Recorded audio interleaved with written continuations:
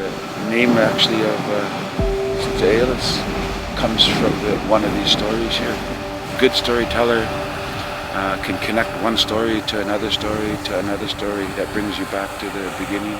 And, there was this Shkalam, Indian doctor. His name was Shay. And Shay's village was just up on this plateau at 10 Mile Bay. And his main power was the ability to stay young. They say he was a really, really powerful Indian doctor. And so the older he became, the more powers he was able to master. He started to use the power for self-serving purposes to benefit himself. A lot of the people marveled at his great power, but they also feared his great power. And he used that great power to manipulate and to control the people. And so he was like, could get them to do anything he wanted because they are scared of him. The people in the village, they heard this coming of the Chachals, or coming of Chals, who was going to make things right. And Shay heard the rumblings in his village, and he didn't want to lose power over the people. So he told the people that I'm the most powerful, and that if Chals dares to come here, I'll prove to you I'm the most powerful. But he won't come here. Eventually, Chals made it to his village, and Shay had to save him.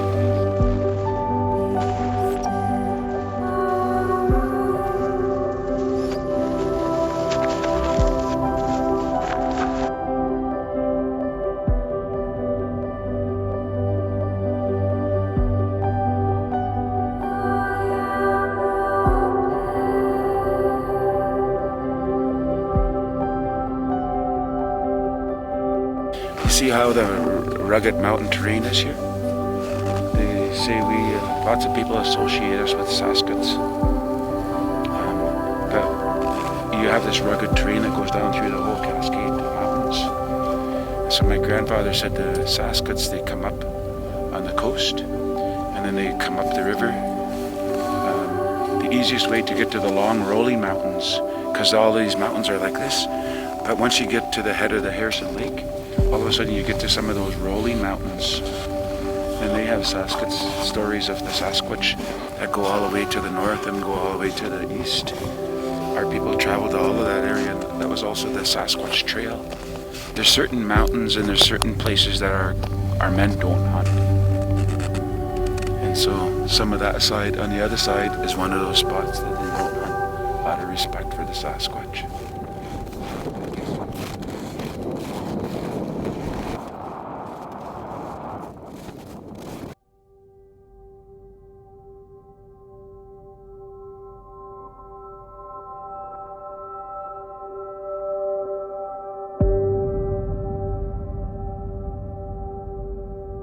So Harrison Lake is a Aeolus traditional territory. Whatever kind of water flows, and it flows into the Harrison Lake, that's kind of the boundary of your territory.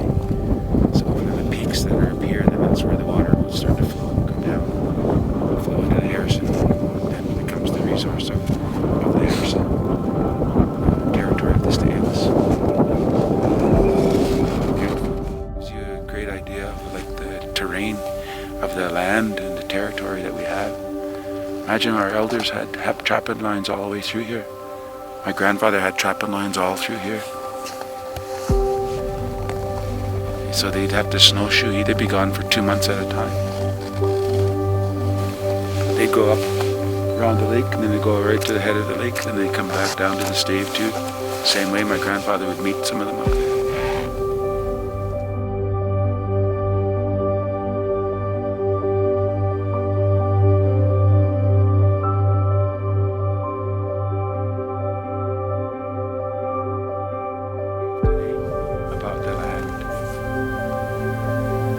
It's very, very unique. There's those that come from the land, or come from those stories now. And it wasn't until I was about 20 when I realized how important those stories were. And I made a conscious effort to go back and talk to the elders. Your name connects you. So when we meet with the government, then they kind of say, well, how come you're out? How come you want say about what goes on in the land? And how come you want the benefit that comes from whatever there? So we could say, well, here's our history. Here's the names that come from the land. Here's the use of the land. Here's the stories from the land. And so when we start to negotiate, when you can actually come up here and see, for me, to see the land from this perspective, it helps me then as a negotiator to do my job. You guys are...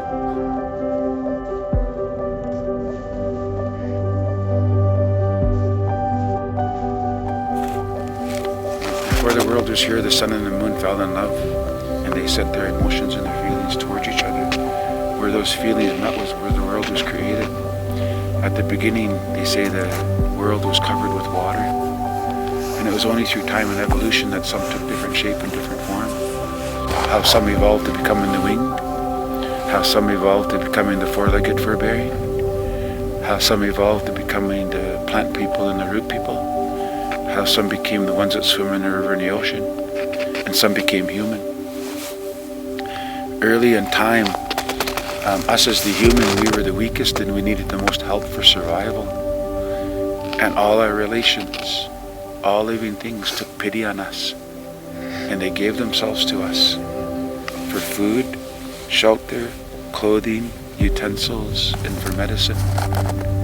And the only thing they asked for in return was to be respected, to be remembered, to only take what you need, to share with those who are less fortunate, and not to gather a harvest at certain times. All of our laws come back to that.